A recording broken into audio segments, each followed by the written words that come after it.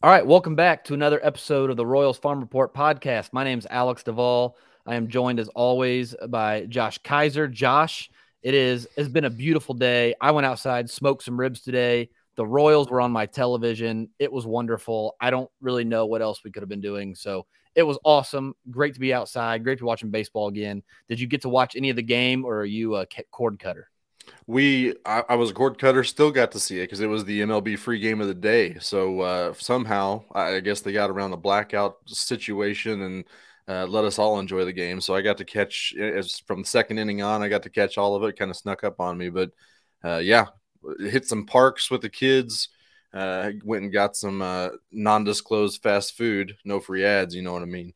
Took it to the park and finished out the morning in a strong. Exercising the kids to get them worn down. So got to watch the game and a little bit of March Madness on the TV today. So I was pretty happy with the day. Joel is out with the family tonight, and we are also joined by Geoff Pontes of Baseball America. Geoff was a former guest on the Royals Farm Report podcast when he was with Prospects Live. We're with a new group. He's with a new group over at Baseball America. Geoff, thank you very much for joining us tonight. And really quick, actually, I got to throw in thanks to Kansas City Strength and Conditioning for sponsoring the show this year. KCSC out at home field in Olathe, home of Scott Barlow this past offseason. So Scott Barlow worked out at KCSC. They train baseball, softball of all ages. So if you've got a baseball or softball player in your life, needs a little help, needs a little training, head on out to KCSC and at home field in Olathe. Thanks for picking up the show this year. So Geoff, Baseball America, thanks for stopping by. I'm really excited to pick your brain about the Baseball America top 30 list for the Royals, and even this year down to top 40 now. So, before we start, how you doing tonight? Doing great, man. Yeah, weather's I'm out in the East Coast and weather's been nice out here too. We've got a couple 70-degree days, so we're turning that corner into spring. Snow's finally melted, ready for baseball, and I'm headed down to Florida on Tuesday. So, yeah, looking forward to catching some spring training action live and some backfields action live too. That's awesome. This is the second year in a row I haven't made it down to spring training, so I'm itching to be able to get back next year. I got to get back to Arizona. It's been 2 years. I was there right before everything went to hell in 2020. So that's the last time I've been, but I'm itching to get back. I think we're going for opening weekend next year, but let's talk about this Royals list that Baseball America threw together.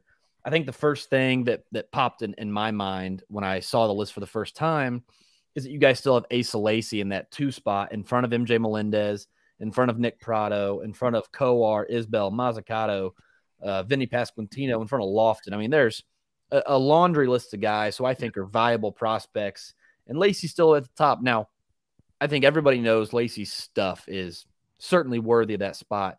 Baseball America doesn't seem to be concerned too much about the injury, doesn't seem to be too concerned overall about the command issues. Is Lacy's spot at number 2 just a byproduct of his stuff is so good that at a minimum he's probably a big league reliever, or is it a total lack of concern for some of the other issues that he could still be a starter long-term in the big leagues? Well, I think it's probably the latter. When we look at roles, the other thing is, these lists, they're not just our opinions. We go out and, we have close connections with orgs. We do put together a list. We put together some names. We're sending it around to several folks that are opposing scouts that have seen these guys, as well as internally, and getting, a barometer for, how does the industry view them, and then how does their organization view them? And that kind of gives us a good balance of, whether it's smoke or not, and someone's getting pushed up. And I think the thing with Lacy that we kept coming back to was, the stuff is certainly there. It was an unusual year. There were some injury issues as well. Some of that stuff, it's like you don't want to totally throw out what you saw before, how much money this guy got out of the draft. It's a universal, top, 10 prospect in that draft, no matter who you spoke with. Even if someone wasn't that high on him, there was no question in terms of what the talent was. A really unusual year, and having to ramp back up, I think, we can't totally throw that out. So I think to a degree, we kind of gave him a bit of a mulligan. That said, a guy that has that fastball and then, that slider, throwing it that hard from that arm slot, left-handed pitcher. It's like there aren't many guys that can do that in the game. And, at worst, let's say he's, a high octane, like 8th inning guy that can, give you high leverage innings. I think there's an argument in this day and age that, a really good reliever is about as valuable as a number 4 starter without question, maybe more so. Especially when you get into the upper tiers and upper echelons of elite relief pitchers, whether it's Liam Hendricks or a Josh Hader or someone like that. He has the kind of stuff, the kind of 1-2 punch that I think could potentially materialize in that role. That said, if he develops a third pitch, if the command takes a step forward this year, then all of a sudden it's like, all right, this makes sense. And I think there's probably some pretty good examples of guys having bad years with a lot of pedigree and then breaking out the following year and sort of proving to people that, hey, I always had that talent, right in MJ Melendez and Nick Prado right behind him. So, I think we kind of have some firsthand experience of the organization being able to have a guy have a difficult year and then sort of recenter, refocus, and get them back on track. The comps that we've been kind of using to compare him for Royals fans is somewhere between Blake Snell, Robbie Ray, a guy who's going to be, if he's a starter, a high octane starter, give you 5 dominant innings and then probably it. I don't know that Asa Lacy strikes me as the type of guy who's going to be Max Scherzer deep into the 7th, 8th inning and consistently in starts. But if you can get 5 dominant innings out of him in 2022, that's a pretty good starter. Is that a fair comp, or do you think that's? Yeah, I think that's a great outcome too. When you look at those sort of guys, and I think there was similar questions with like a guy like Robbie Ray, where it was like huge stuff. Does he have a third pitch that's viable? Can he throw enough strikes? And guys historically, throughout the history of the game, that had that level of stuff, that threw that hard, had that much movement, and somewhat of a violent action. You go all the way back to Nolan Ryan, probably even later, but that was an issue with Nolan Ryan. He didn't throw a lot of strikes. And then when he went to California, things sort of changed. It was the same thing with Randy Johnson. And sometimes it's just like a small mechanical tweak. Like I'm doing a podcast that's over at Baseball America where we focus, it's not called the 90th percentile. It's on all the different outlets or whatever. But, I bring in trainers, I bring in analysts, I talk to Nick Lodolo. I'm just trying to talk to anybody I can that's in the game, that knows a lot more than me, that's experienced firsthand. We had Tom House on the show, who's, famous pitching coach, been around, revolutionized the, motion technology usage in the game. And he talked about, he's actually the guy that fixed Randy Johnson. He was throwing a pen, and him and Nolan Ryan were talking with Randy. And he said, hey, why don't you come and throw with us tomorrow? And he said that Randy Johnson threw 10 pitches. He noticed something about where his front foot was going from heel to toe, as opposed to landing on his actual toe on the front of his foot. And that changed Randy Johnson. It was just that one little mechanical tweak. So I think sometimes with guys like that, it's just a matter of, staying the course and eventually figuring out like that one little thing they have to do once they figure out some of that stuff. And then it comes, it's hard to harness stuff like that too. If a guy had that stuff and he threw strikes, he would have been up in the big leagues last year, right? Right. It kind of reminds me of like Josh Stallman. The dude just throws an absolute heater and then a banger of a curveball. It's just hard to harness that stuff. And they brought in Rosenthal to kind of help him, develop some of that harnessing power. And he came out and was appointment television for a couple seasons. So definitely interested to see if they can actually, recoup some of that potentially lost Asa Lacy. I think we deem it the Here to Remind You tour 2022 for Asa Lacy last week, I think is what it was. Yeah, I think so. Well, I want to move on to a guy. You kind of gave us a little bit of a glimpse as to what kind of goes into your rankings and the all the you're showing us how the sausage is made apparently. But so you're talking about the orgs, how they kind of speak up a player. You're talking about the rankings industry and the scouting industry, how they kind of see a player, and then you also talk to opposing scouts. So considering how the Royals think about Vinnie Pascatino and how other rankings and sites are kind of drinking the Kool-Aid, thinking he's up there in the top five or six guys of the Royals organization right now, you guys got a number 10. So I got to think that that's just a bunch of other scouts from other teams just disrespecting Vinnie? Is that what it is? Yeah, I think what it is it's a hard profile to value a ton. I think Nick Prado is about a good example of that profile as there is. And I don't think there's a lot of people that would probably, have him inside of a top 50 that wasn't like a fantasy focused list. And I think a lot of that is tied to defense and the fact that it's first base. Now, Prado happens to be like a standout defensive first baseman. But I think, if we were looking at it from like a fantasy standpoint, then like, yeah, if you're ranking from a fantasy standpoint, then like Vinnie Pascatino was a better prospect than, some of like the youth pitching prospects, right? I think that there's a lot of those lists that are out there sometimes too, where something like this, we're looking for big league roles, and Pascatino, doesn't have a lot of flexibility. He's first base only, DH. It's a team where I don't think he's going to play over Prado. We'll see what the DH situation is. I know they have, Santana under contract for another year, and he's a little bit older. That said, I personally would probably push him a little bit higher. I probably value him more than even Kyle Isbell, to be honest with you. I'd probably have him around there at 6 because I think that contact plus power combination plus approach is so rare. And he's not an awful first baseman. He's a guy that's going to be able to hold down the position.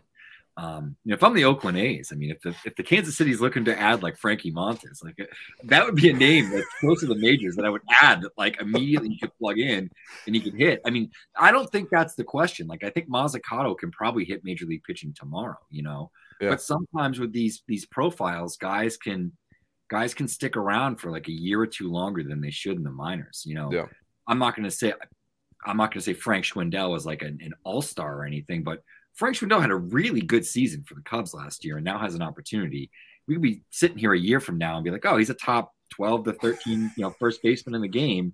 And this is a guy that like was in the minor leagues for a million years, especially with that position. It feels like we have some later breakouts and, defensive value, I think, gets you to the majors. That's why the guys that are catchers, shortstops, or competent center fielders that can play all 3 outfield positions always get boosted up, Right. I remember staring down the barrel of a Frank Schwendell addition in my fantasy league last year. I was like, is that happening? Am I doing this?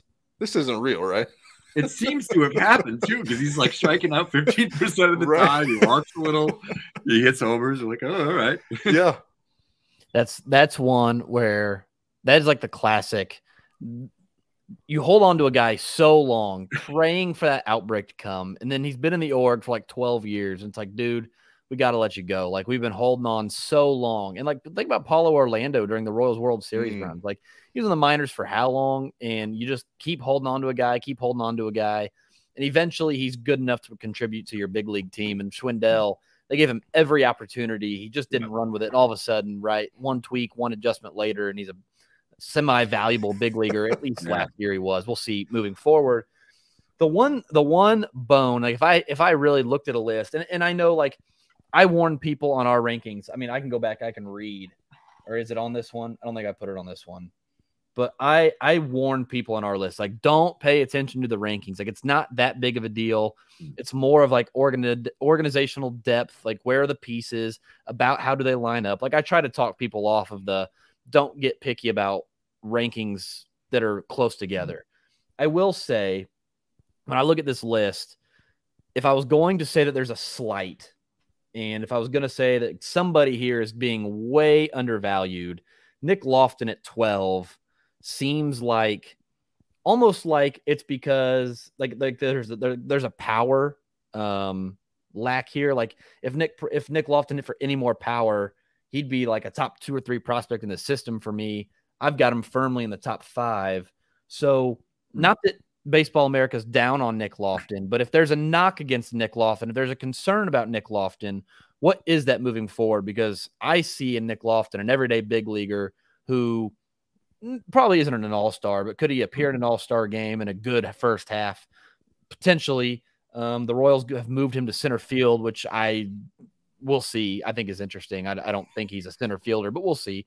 So what is the concern with Nick Lofton if he's not like because I think we have him at 5.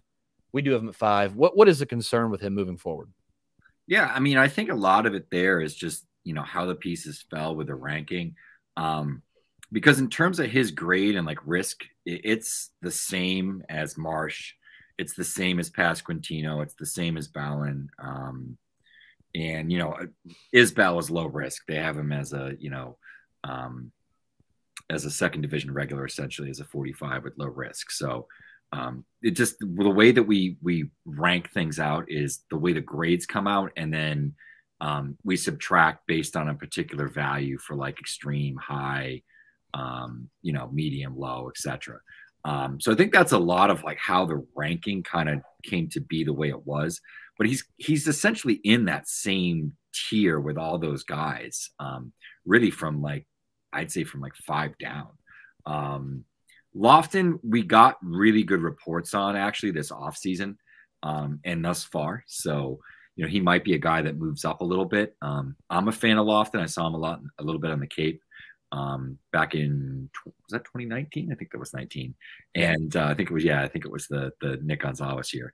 And he's good. I mean, I like Alec Marsh a lot. The stuff is huge.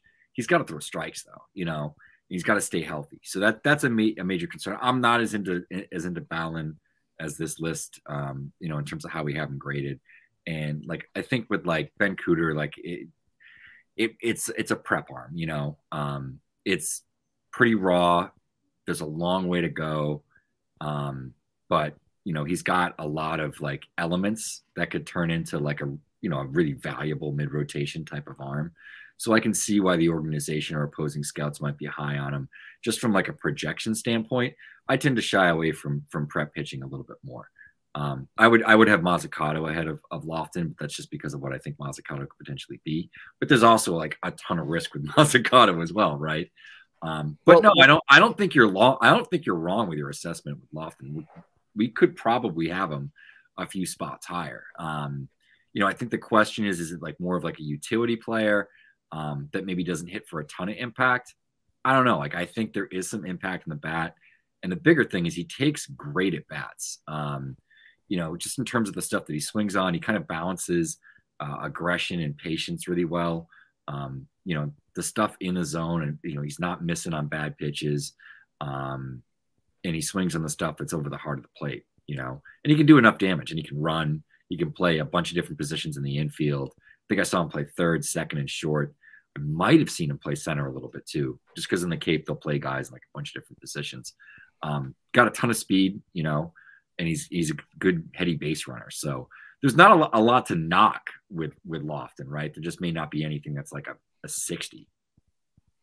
So you mentioned Mazzucato, and you mentioned something to us off the air I want to get to. Sure. You talked about comparing him to Kuderna, and I think this is where, you know, personally and what I've seen from the two, this is where we get really interesting. Like, you could have really, really long, really tedious debates about valuing prep arms. Is, do you take a guy like Mazzucato, who I think has a, I don't know, the term I think is safer floor, but is just a more projectable frame long term, versus a guy like Kuderna, who has some risk to him, has a higher ceiling, I think. I mean, his arm is huge. Like, he can really, really throw it.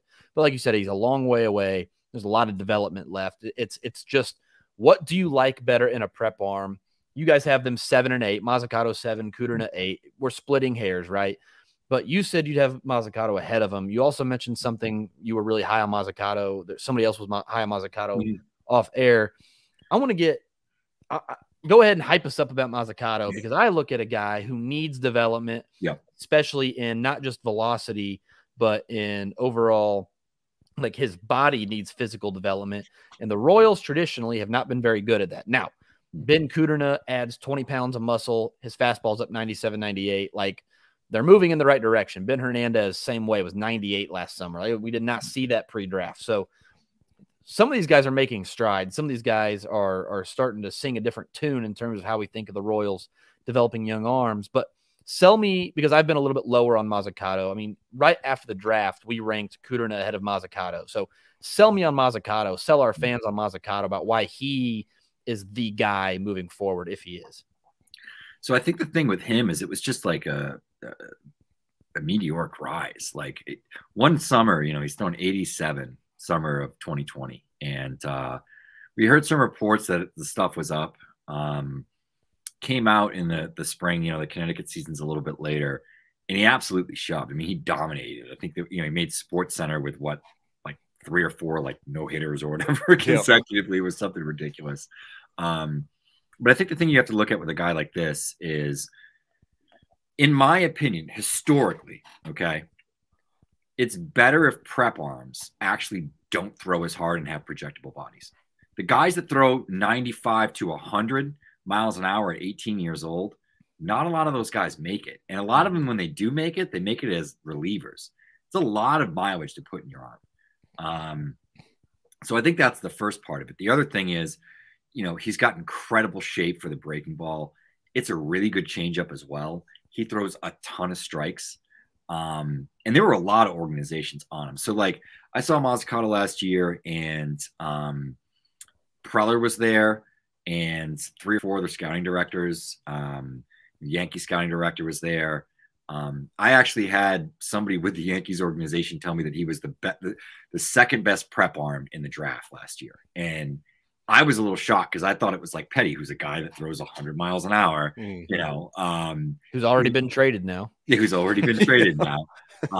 But, you know, when I started to talk to people around the game, and it was like, no, you know, I think just because of the 2 pitches, the fact that the fastball is projectable, it's good shape, he throws strikes, you know, it's a projectable frame. He's a guy that's going to add, 20 pounds probably, you know, without a lot of work, but still maintain like a good frame without it getting sloppy. So it's not going to be a lot of maintenance.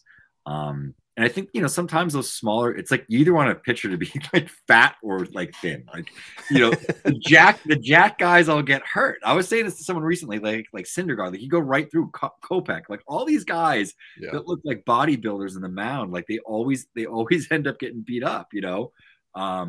And I think, you know, there's the body part of it. It's the fact that he has feel to pitch, you know, he's able to back up changeups.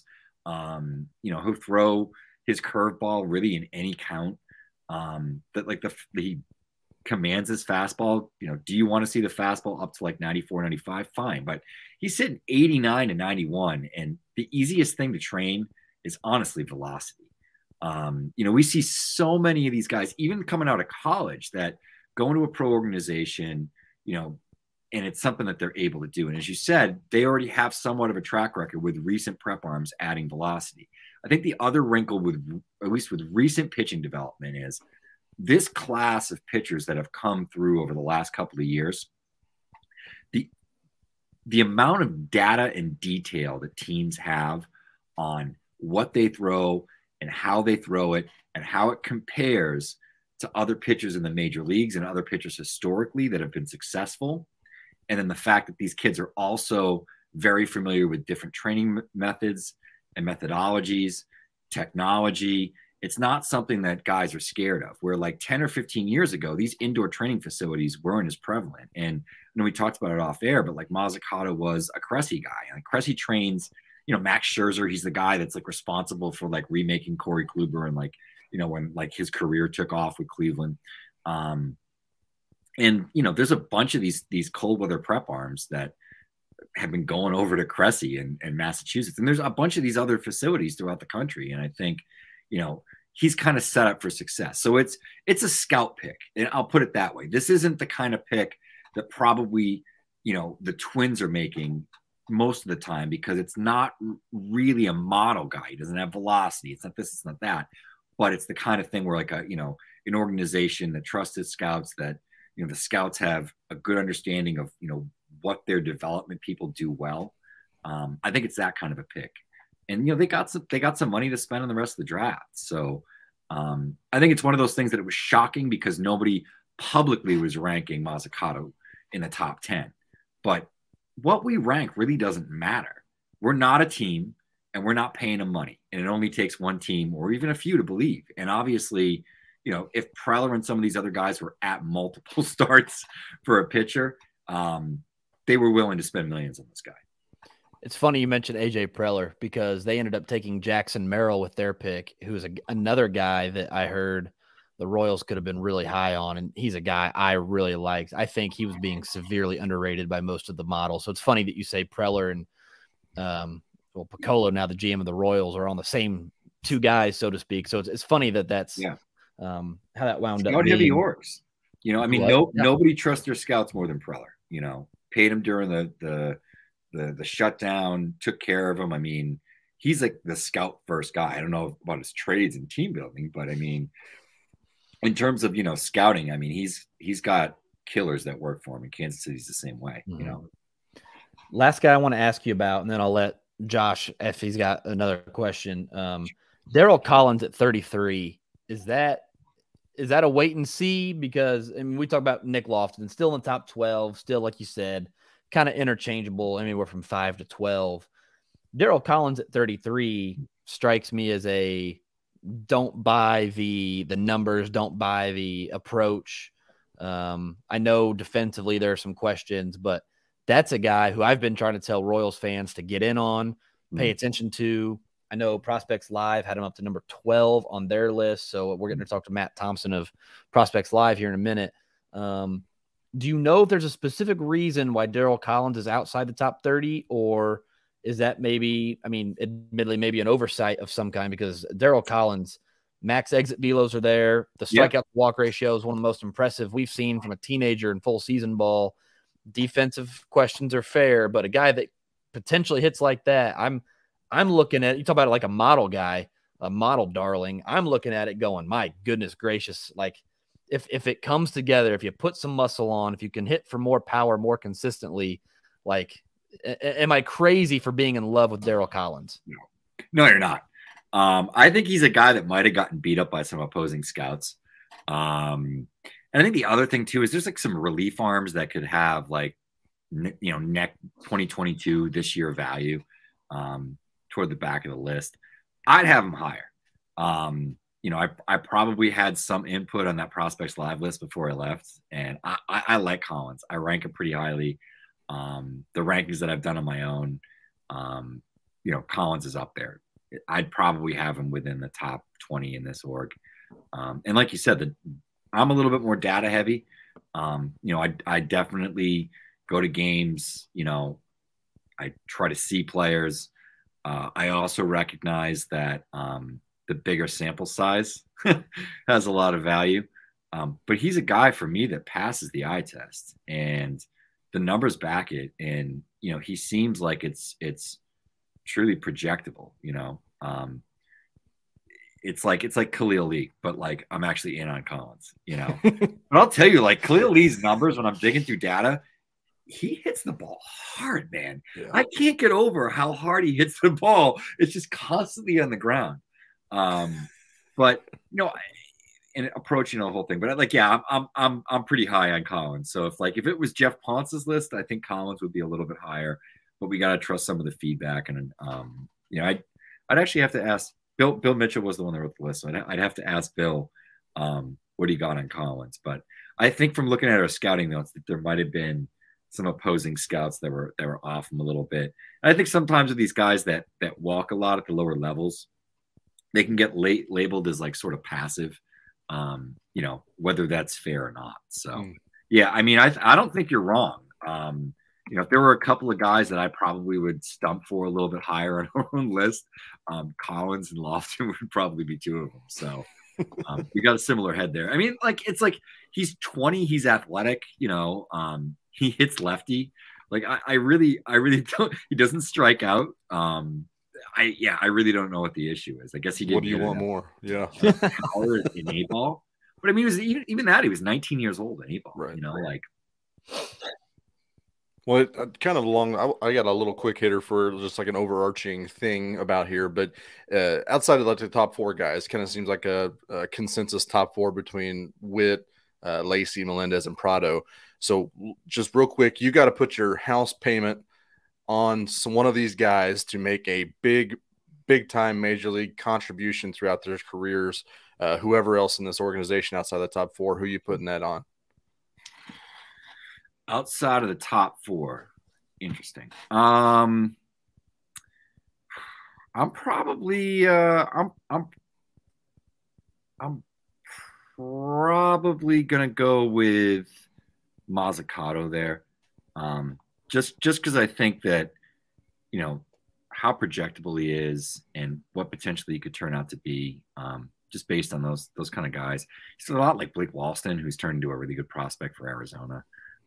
So I'd probably take him. I'm tempted to say Lofton, but the fact that he's outside of our top 10, I don't want to stump for him too much.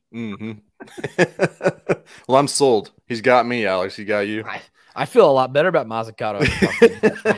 I've been kind of the low guy on Mazzucato, mostly because of the org he's in, but I feel a lot better about it talking to you. So I appreciate that. It's funny. Like I can remember a time that when like Bobby Whitt Jr. got drafted and people were like, oh, Kansas City doesn't develop prep hitters at all. Now he's all world, prospect, right? Number one on a lot of lists. I mean, we had a point where Bobby Whitt was 1 on our list. We had a point where Julio was 1 on our list. I voted Julio, Whitt 2, Adley 3. We got so many scouts that hammered us that Adley was number 1. So we kept them there. But he was really in the conversation, and we swapped all 3 guys at one point. That was the toughest ranking of that top 100, hands down. Like, that's what everybody I kept seeing things like we haven't had this much trouble since guys like Mike and Bryce were up for top 2, and that was how much trouble it was. Yeah, exactly. Because I don't think like even with like Tatis and Vlad, everyone kind of went Vlad over Tatis. It was the same thing with like Acuna and was it Eloy? I forget, but yeah, sounds right. That's awesome. Well, Geoff, thank you very much for your time tonight. I really appreciate the insight on the list. If you guys aren't subscribed to Baseball America and you can't see the outside the top 10, fix that. Go subscribe to Baseball America. Seriously, the best. I was talking to a kid the other day, actually. I was like, Baseball America is the premium source for minor league baseball, for prep baseball, amateur baseball, all across the U.S. and internationally as well. So if you're not subscribed to Baseball America, go subscribe. Geoff, wonderful addition to the team over there. Really, happy for it. Congratulations on that move, by the way. And for anybody else, go subscribe. Go subscribe, pay attention. So, Geoff, thank you very much for your time tonight. We appreciate it. Hope to have you on again real soon. Thanks a lot. Alex, Josh, have a good one. You too, man. All right, we are now joined by Matt Thompson of Prospects Live. Matt had a hand in on Prospects Live, their Royals top 30 list. So, Matt, we were just talking off air a little bit. I'm glad to be talking to someone from a site who, and I know Geoff, I'm giving Geoff a hard time. Geoff said he loved Daryl Collins, so just giving Geoff a hard time, giving Baseball America a hard time. But you guys have Daryl Collins number 12 on your list, which is way better than 33. So, welcome to the show, fellow Daryl Collins believer. Thanks, guys. Yeah, no. I mean, obviously, we love Geoff over here. He's played an enormous role at Prospects Live before he got moved on to Baseball America. Happy for him over there. In his defense, I don't think he was there when they ranked the Royals. No, he wasn't. So can't fault him for that. But I'm glad to be the high man on Daryl Collins because I'm really intrigued by the package, the frame, the body, the skill set. And like his parents, weren't the background, you guys correct me if I'm wrong, but weren't his parents like dancers in Netherlands or something like that? Maybe I'm thinking of somebody else on that part, but I know he's from an unusual country for baseball background. And for him to be as advanced as he already is, despite limited time playing baseball, especially against quality competition, is fantastic to see. He's a guy that will continue to get chances in my eyes because he just, quite frankly, looks the part, and you can see. I mean, the walk rate and the minuscule chase rate for someone that doesn't have that much pro experience or stuff that you really can't teach, right? Those are innate things. And you can improve them, but I kind of believe you either have that mentality or you don't. You can kind of tweak it a little bit, but you're not all of a sudden turn a free swinger into a 12% walk rate guy, right? Like, I'm not sure if he's around 12%, but I'm just guessing. But he's high like that. Mm-hmm. So yeah, you got to be intrigued. And then you got the body, the frame, the speed. He's going to bulk up. He's trying to incorporate the lower half in his swing a little bit more. He's going to have some big time power too. It's just I'm excited to see it all come together. I'm just a little bit worried about Rule 5 timelines for guys like him because he needs more time. You know what I mean? Mm-hmm. But no, he's really exciting. Let's start with a guy we didn't talk about with Geoff, and he mentioned him a little bit, but I want to start with Alec Marsh. You guys have him all the way up to number 5. I think that's where we had him too. I know Baseball America had him down like number 11. Where'd we go here? Alec Marsh. We had him number 9. So you guys are higher on Alec Marsh than both of us. The stuff is phenomenal. There is questions about the command. There are questions about the health. Is the stuff that good to warrant the ranking, or are we maybe overlooking the legitimate concerns in the health and the command? No, I think the stuff is loud, right? And I think that's always we have access to some of the behind the scenes numbers, and they are loud. And the thing with Marsh is he came back healthy because he did pitch in the fall league, right? So we know he at least ended the season on a relative good health note. Trying to pull it up right now. He was in Double-A last year, right? I'm trying to. Yep. I can't. My computer's not loading as fast as it normally is. But you're looking at the thing that stands out is the above average fastball and plus slider combo. Immediately, that tells you if the starting thing doesn't work out, he can pitch on the bullpen. Those 2 pitches. As far as college starters go, you guys are probably more in love with that profile than most organizations. We have to be. Hey, you see, the thing with, you guys don't really have, it's a weird, not to go on a tangent, but like a lot of other organizations, you look at Cleveland, for example, they have traits they look for in their starting pitchers, right? The slider command. And is a big thing they have. Like, I don't know what your Kansas City's like quote unquote notable thing is for the pitching besides drafting college arms. You don't really have. I mean, you got change-up guys like Kowar and even Singer to an extent. Daniel Lynch is a fastball slider guy. Lacey's a fastball slider. Like, there's no. I'm not criticizing it. Yeah, right. Thank you. Right. The type you have is college pitching. That's the type. There's no. There's no demographic of college pitching. So I'm kind of curious to see what the pitch. I would. One of these. I was talking to somebody about this, and I don't know who. But I want to dive into, because we have access to some of the data behind the scenes. And you can see, okay, you can look at a pitcher and you can see his traits. You can say, okay, well, that guy either pitches for Tampa, Cleveland, LA. Like, you know what I mean? Like, because he's got these kind of traits that other arms don't have. And you guys are diversifying your profile, I guess. But throw something at the wall, see what sticks type of approach. Right. And I mean, it was rough at the major league level last year, but I still have faith in all these arms. And Marsh is a guy, I think, ceiling is up there with almost any of these guys, right? I just think his slider, I mean, you got 70% whiff rate on the slider. So that's fantastic. He repeats his delivery well, which is some of these things you can't. It's hard to quantify on paper sometimes. But he throws enough strikes. I wish he threw more, but he throws enough to get by. Curveball's the key. Curveball and changeup are the key. The average changeup, fringe curveball. I think the way he mixes them in, he's profiles best as a starter. Probably number 4, maybe a couple seasons as a number 3 type, which is very, very good. But again, like I said, he can pitch out of the bullpen if he had to too. I'm a big fan of Marsh. Geoff was a big proponent of Alec Marsh when he was with us. I didn't catch if you guys talked about him at all with Geoff, but he was a big Alec Marsh fan. And I mean, everything that we've seen going forward from Marsh, except for the health issues, has been great. But I couldn't find why he missed a lot of time this year. I'm assuming arm. Forearm fatigue is what I think Fatigue doing a lot of work there because you don't know what that means. Forearm's scary, but fatigue could be anything, right? So yeah, I mean, he came back healthy, and as far as I know, this early camp he's been going too, so that's good. But yeah, we like Marsh, big fan. To be top 5 in this system is quality work. The the interesting part about that, you've mentioned both Collins and Marsh and the Rule 5 timeline all within the first 5 minutes here. And both of those dudes are Rule 5 eligible coming up in the, 2022 deadline in December. Yeah. So we've kind of mentioned it a couple of times to see, it's going to be those 40-man spots are going to start getting increasingly more of a premium, kind of moving towards that.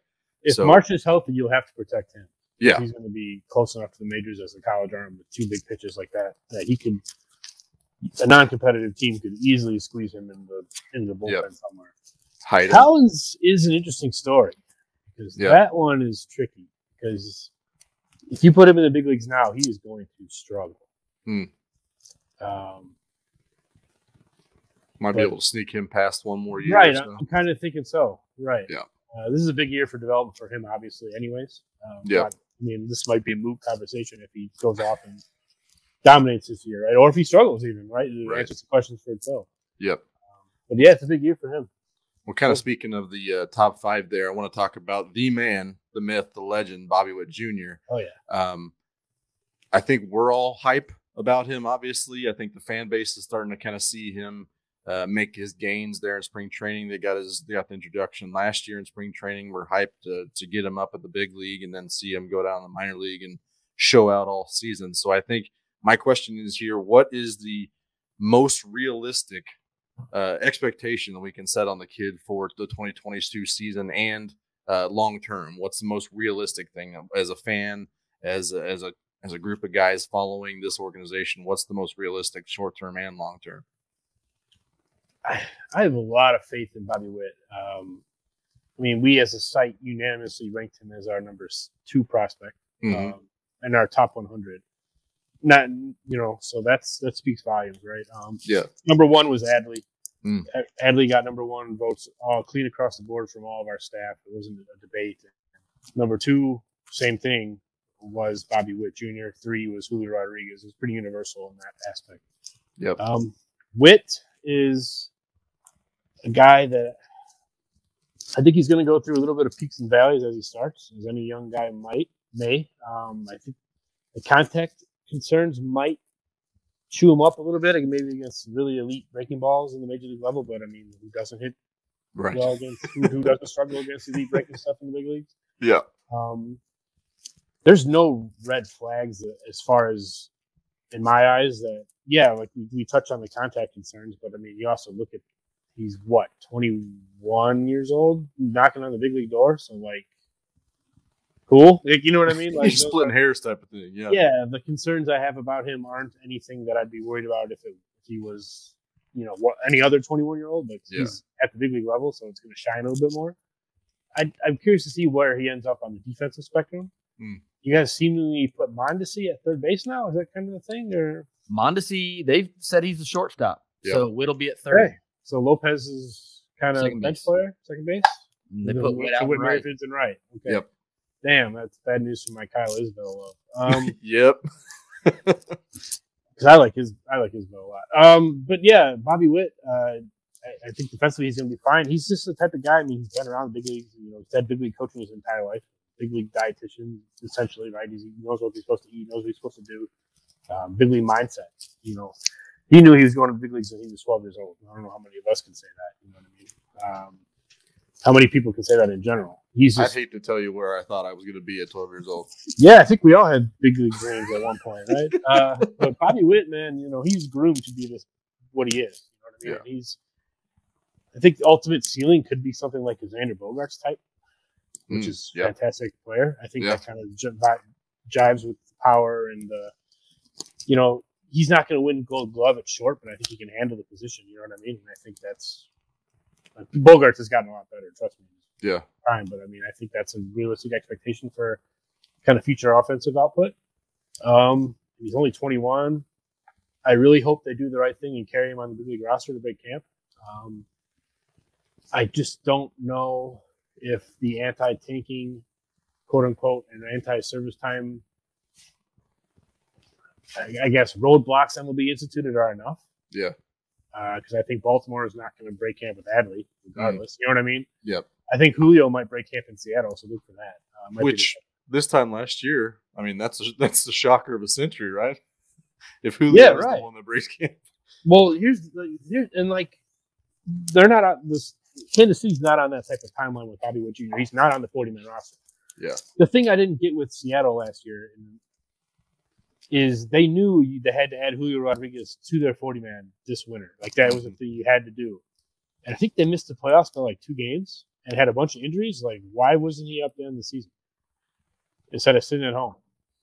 Yeah. I mean, if you got to add the dude to the 40-man anyways, and even if the service time game doesn't change, okay, well then he needs to work on his defense for the first week and a half of the season. You get those games back, right? Like, you know what I mean? Like trying to make the playoffs should be the most important thing, and I hope they do that with you. I mean, signing Zach Greinke is a good indicator of maybe what direction you guys are trying to do. Yeah, you guys were my sleeper team last year. You let me down, so I'm a little bit gun shy to declare as you guys as my sleeper this year. But that's fair.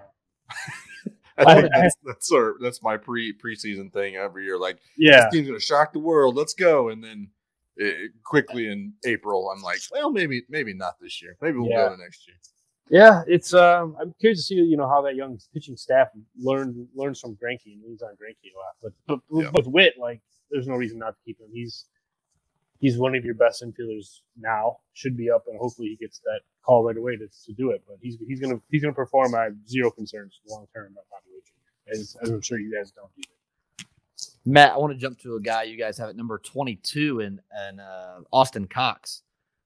He had louder stuff than I think people realized early on. I don't know that it's gone down. Like, his fastball used to tick up to 95 at its peak, and from his release point and the angle he's bringing the ball at, 95 plays way up, I think. What level was he at last year? Double-A? Double-A. He started a little late, but got to Double-A, pitched quite a bit. Fastball 88 to 91, flash 92, 93. It's not quite what it was. The Royals left him unprotected for the Rule 5 draft. Now, we don't have a Rule 5 draft, but they weren't willing to add him to the 40. You guys still got him number 22 on your list, right behind John Heasley, who's made his big league debut. What should the expectation be for Austin Cox moving forward? Can he still be a big league starter? Is he most likely a reliever? Is he still, I mean, you still got a 40 tag on him, which is a big league contributor. I mean, it seems like maybe the trend was leaning away from that, but you guys have him right up there into the mix. I'm confused as to where to have him. I think we have him. Well, shoot, I can tell you where we have him. We put him 32. So outside the top 30 because the fastball concerns me. Now, the curveball's wicked. The command it comes and goes, but he's been one of the most productive pitchers the Royals have had in their system for a while now. What's the story on Cox, and do you think he can be a big league starter still? My concerns with Austin Cox as a big league starter are the fringe command and the fastball. His fastball might be, and I know I'm looking at our report. Isaiah Burroughs wrote our report. He put an aggressive grade on the fastball. I wouldn't have what the grade he put on there. I'd probably put 45 or 50 on Cox's fastball. Which that's the concern, right? Not a lot of guys with poor fastballs like that have a future in the rotation, and that combination with not pinpoint command, right? If you're going to have a non-overpowering fastball, you have to make up for it in being able to spot it on a dime, and he's not quite there either. I do think he can fit in the bullpen. I think this is a big league arm, and I don't think you guys disagree with that statement either. I think he'll fit in somewhere on a staff. And to be honest, you guys should hope he's in the bullpen because that means the rest of your big league starters with higher ceilings hit. Honestly, but with Cox, I do think if you tried to force him into the rotation, I think he could have a spot there. But ultimately, I think he's destined for the bullpen because the fastball is not quite enough to overcome the fringe command, and neither of the secondary. He throws 3 secondaries, and none of them are loud enough. None of them are +4 pitches either. So he's kind of caught in between, right? This is a big year for Austin Cox. He's going to upper levels of the minors, and he needs to either step forward with the command or one of the secondaries needs to pop, because it's hard to be a successful relief pitcher without a plus secondary pitch. pitch. And right now, he's in that bucket. Of course, when you turn into bullpen, stuff does tend to play up, so we'll see. But I'm cautiously optimistic on Austin Cox. I think we have him properly ranked. I might quibble with maybe some of the pitch grades some of our guys put on his stuff, but I think he's properly ranked as a fringe big leaguer. I think that's, again, I keep saying it, but this is a big year for him. Mm-hmm. A guy you don't have on your top 30 that we have, well, we got him on here somewhere. Or maybe we took him off. Nope, we got him 23. Daniel Tillo had some of the loudest stuff in the organization before he had Tommy John surgery. So he had, I think I got this correct. He had Tommy John before that 2020 season, or during that 2020 season, whatever the layoff was. He came back last year, was back at AA. Stuff was hit and miss. Again, a guy recovering from Tommy John is a little bit to be expected. He's a guy I think is not far off of the Venetiano, Will Klein, Dylan Coleman train. Now, you've always got concerns coming back from Tommy John. I don't see him on this list. Is Tillo a guy we still think can be a back of the bullpen big league reliever, or is there maybe some concern about the stuff having recovered from Tommy John, who, by the way, as a Tommy John survivor myself, like I get it. Like sometimes that stuff doesn't come back. But I also think when he's healthy, what we saw from him pitching for Team USA in that 2019 offseason, he's got some of the best stuff in the org when he's healthy. It's just it's a matter of getting healthy, really. Yeah. I like him a lot as a reliever because he kind of gives you unorthodox looks. I'm all about the Tampa Bay bullpen model is perfect. Have you ever seen that graphic that with all the different arm angles? He offers unique variations in the bullpen because of the turbo sinker, right? He throws a sinker that touches 98 miles an hour with crazy horizontal run. We have internal pitch metrics that we have access to minor league TrackMan data, and we have a little program that we, so you can kind of take the name off of it, right? Get rid of any bias, and you plug the pitch traits in, and it spits out a grade for the certain pitch. It's very cool. So, it's very much has some issues, but it does capture a lot of things. And it put an 8 on his two-seamer / sinker because of the movement profile, because of the whiff rate. It gets 37% whiff rate on a sinker, which is pretty absurd. Yeah. So that gives you an idea of what he can do with that. Unfortunately, none of the other pitches really pop in that same model. So I need to, he's a sinker slider reliever is what he's primarily going to be if he converts to the bullpen full time, which I think they're trending that way. Mm-hmm. But he had a 53% ground ball rate in AA, which is plus for the level, plus for everything. So that'll play, right? That's the kind of thing you're looking for. I know that's kind of old school sinker, keep the ball on the ground, but I think in the bullpen that still plays because it's a unique look. You got all these fastballs up in the zone, right? All day. And then you got a big sinker monster that comes in here touching 98. Bowling ball sinker, right?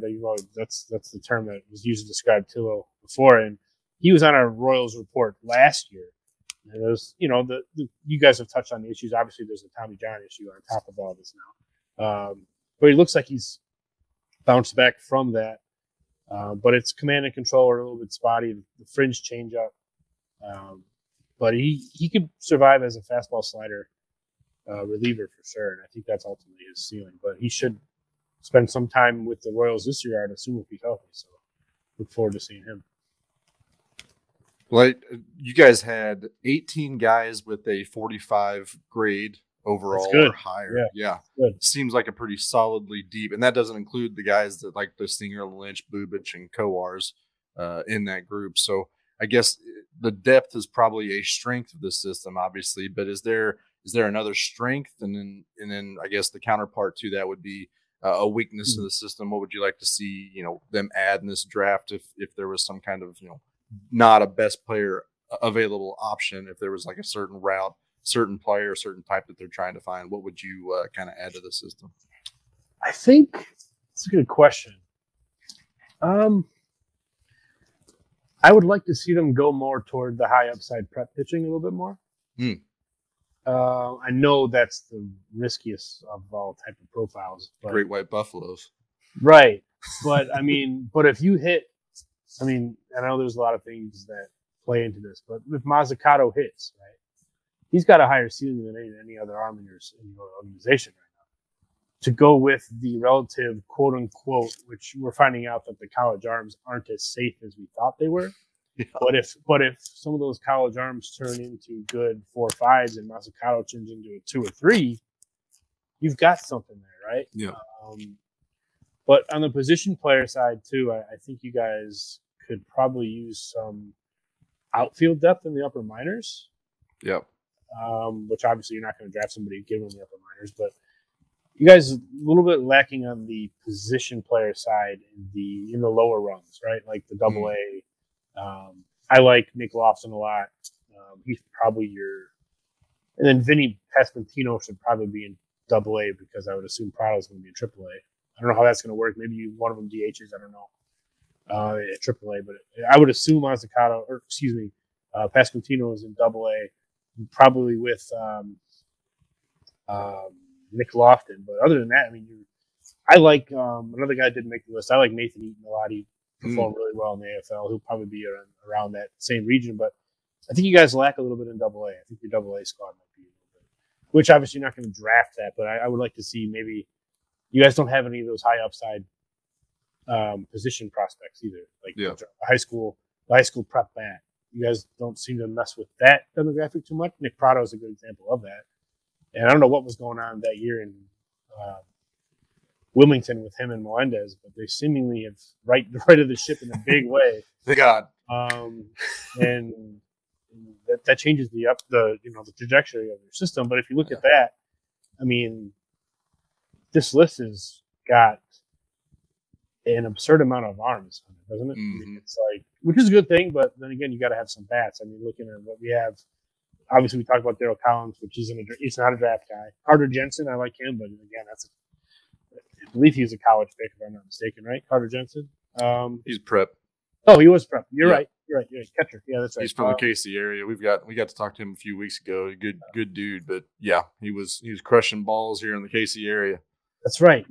That's right. He's a local kid, but I mean, that's your highest upside bat that you drafted outside of Bobby Witt right now, right? I'm looking at the list. I mean, on our list, he's the next highest prep bat outside of the triumvirate of Witt and Prado and obviously Melendez, right? He's the next guy, and that's a big gap, right? Yeah. So hopefully you guys, go toward high upside prep talent. Get some of that stuff in the system and see what you develop an identity and player development and take a step forward there. Because I mean, you guys aren't going to be big players in the free agent market, so you got to get those high upside players in the system somehow. Mm-hmm. Yep. That's how you do it. All right, Matt, to close this out, I've got 5 questions for you, and I just want a 1-word response. Ooh, okay. These 5 questions. I talk too much, so go ahead and yell at me. All right. More likely to be a big league closer, Klein or Coleman? Klein. Yes or no, big league regular, Michael Massey? No. Yes or no, is it possible that Eric Pena will be a top 100 prospect again? Yes. Bullpen or rotation, Jonathan Heasley? Bullpen. Bullpen or rotation, Anthony Veniciano? Rotation. Infield or outfield, Peyton Wilson? Infield. Okay. That's all I had. Can I ask you guys a question? Absolutely. Talk to me about Daniel Lynch. Why am I? Should I abandon my love for him, or am I still on Lynch Island? I don't think so. I think Daniel Lynch is you talk about like a scout's The frame is fantastic. I saw him in the AFL. Fantastic. The overall stuff, like the off-speed stuff, he's got too many good secondaries to fail. Even if the fastball is not great. Mm-hmm. But the one thing, if you talk about a scout and if you talk to hitters, there's like no deception there. And I don't know how you tell a guy who's throwing 97 with that array of secondaries, hey, we need to change some things because it's too easy to see. But we saw it with Brandon Maurer too. We see it with Jackson Coar every now and then. Yeah. We've seen it with Carlos Hernandez. The Royals you can be too smooth. You can be too Mechanical, easy to robotic. see. Right. And I don't know that Daniel Lynch creates any deception to his delivery. So like he's hard for me to explain. The stuff is so good. He controls it. He commands it in the zone. He moves everything the way he wants it to move. And yet guys are on it. And, you know, there was the whole thing about was he tipping pitches last year? And maybe not. But he for sure is easy to see out of the hand. And I've never stood in the box against it, but I can show you the hitters who have, and I can show you the swings they're getting off. They're seeing something, right? Because 97 is not easy to see. The slider's not easy to see. Should produce some uncomfortable at-bats. So you tell me how it's easy to square up his fastball, but they do it every now and then. And so, like, I think there's some unteachable stuff there. Maybe it is teachable, but some stuff that's harder to teach. I'm not abandoning my love for Daniel Lynch yet, but I do start to see why there's some issues with him and Coar both. It's like, man, there's no deception here. Yeah, I think you might be onto something. And then I guess as a parting note, I'll give you my sleeper for the Royal system in 2022. Yes, please. Michael Garcia. Mm-hmm. I made a comment last week, Matt, that if Bobby Whitt Jr. played outfield, that Michael Garcia would be getting the same praise as Vinnie Pascatino in this system. But because of Bobby Whitt Jr., there's this shadowing of the shortstop position. There's already an overcrowding at the big league level. Michael Garcia would be getting Vinnie Pascatino type attention if it wasn't for the guy in all of minor league baseball at the same time. Right. There's one of those two's on the 40-man roster. The other one's not yet. 100%. And Garcia is the one on the 40-man. This is a weird comparison, but bear with me. It's almost like the Brandon Marsh, Mike Trout situation, where Marsh is the better center fielder, but won't move but Trout won't move because he's kind of there. That's what it's going to be when Whitt and Garcia are up, because Garcia is the shortstop. But I wonder where they put him, because Whitt's going to be the established guy. You know how it always is. The established veteran doesn't move off the spot. So, well, and I think, you know, it helps that they're going to start Bobby Whitt at third base on opening day. Can you bring a Garcia up eventually and just slide him into that role? And I think you've got the team that they had at high A last year, moving to double A with Lofton, Garcia, Massey.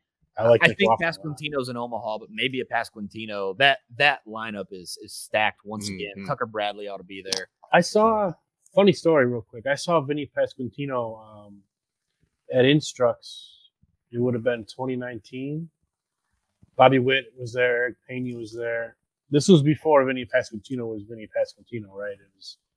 I was looking back through my old notes, because one thing I do very well is I keep meticulous notes when I go to games, and I have them organized to where I can call them back. It's helped me a lot. And I didn't know who Vinnie Paz was at the time, but I had my notes next to him. Gigantic frame, like plus, like intriguing.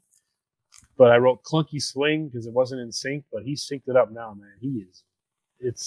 That's growth. And he had the frame. He was the biggest dude there. Of course, he's next to like Wilman Candelario and all that stuff. So like he looks enormous in Instructs. You know what I mean? Yeah. But John Rave from my alma mater, like he just towers over these guys. But like he stood out physically. Bobby Whitt was there, and Pascatino stood out physically. Diego Cartaya was there for the Dodgers. Like that's a big dude too. But yeah, Pena was there, stood out, looked like a young, like Jason Hayward type build in the making with the long arms and legs. And hopefully he gets the contact concerns under control, because to answer your earlier question, he could easily be a top 100 guy if he rebounds again. The swing and miss, that's the one thing I hate when we push young kids like that up and we bring them down. It's always like, well, it's always, you almost kind of want to be passive on these guys until they come up. But he sold us on the frame and fell in love with the package, but then he just couldn't hit. But he's not done as a prospect. He'll bounce back.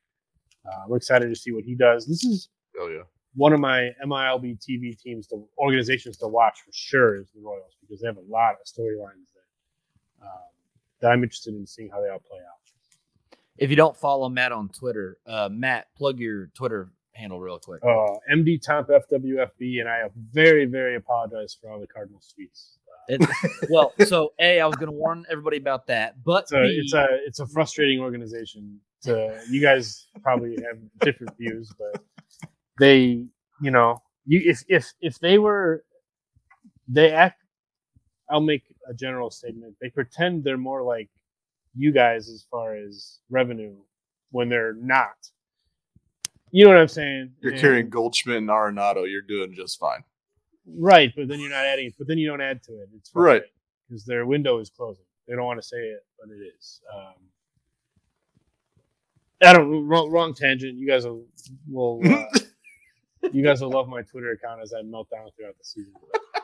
If you don't follow Matt on Twitter, I was going to say, outside the Cardinals stuff, he does a great job breaking down film of minor league prospects. And every now and then, I think it was the 2020 draft, I was really, really hoping the Royals would take Jake Eder. And they ended up taking Tyler Gentry in the third. And then literally the pick before the Royals' 4th round pick, Jake Eder goes off the board, and Chamberlain was the next pick. And I think I saw, Matt, you were tweeting film of Jake Eder after that. And I was like, that was the first time I came across your Twitter account, I believe. I'm like, okay, this guy and I are I'll on Twitter, at least, we're going to get along in terms of follows and whatever. So yeah, Eder's popped since then. Not that it had anything to do with that, of course, but yeah, Eder's taking steps forward. So, nice. So anyway, follow Matt on Twitter. Some great minor league breakdowns. I know you tweet a lot about the Royals during the season because, again, it is a intriguing farm. Hit up Prospects Live too. Yeah. Check out Prospects Live if you're not familiar. We do a lot of things we cover the prep game, college. College coverage is up there with anybody right now. And then our minor league daily sheet will come out as the minor league season starts. And what that essentially is in your inbox every morning via our Patreon, there will be a rundown of the minor league action where we siphon through box scores, and each person on our staff covers a level, and we write blurbs that are about the player, tell you what's going on, what the role is, just recap with maybe some crappy pop culture humor thrown in and all that stuff. But we enjoy it. It's good. It keeps you up to date with the minor league system without having to follow it. So that's something to look forward to that we'll be dropping pretty soon as games start. So and I will say too, Prospects Live's draft coverage is second to none. Yeah. Joe Doyle kills it on that end. You guys do phenomenal work on the draft. Hopefully, fingers crossed, the last 2 years, maybe 3 years, I've done the Royals pick in the live mock. So glad you enjoy that. That's a really fun project. That is outstanding. And I was watching it last year as I was waiting for the Royals pick to roll around, and then I watched again as I was waiting for the next pick or whatever. And Joe's going to wind up on he's going to be the guy on MLB.com in 10 Should years. He's very good at what he does. Very, very good. But and I think a lot goes behind the scenes. I think it's a fun production with graphics, and we insert highlights in, and it almost looks like it's as close as it gets to a telecast without being a telecast. We have fun with it. We have fun with it, and I think it comes out extremely well. And it's our pride and joy. It's a thing that attracts a lot of eyeballs, a lot of fantastic work. So thank you, appreciate that. I'll make sure to relay that message to the guys. It's good to hear people commenting on the work they put in. So. Yeah. Absolutely. Well, Matt, thank you very much for joining us tonight. Appreciate your time. Sure, we'll have you get on again here in the next year or so as we track down, the countdown to getting this trio into the big league. So thanks again for joining us tonight, man. Really appreciate your time. Yeah, no problem. Thanks for having me. You guys have a great night. You too.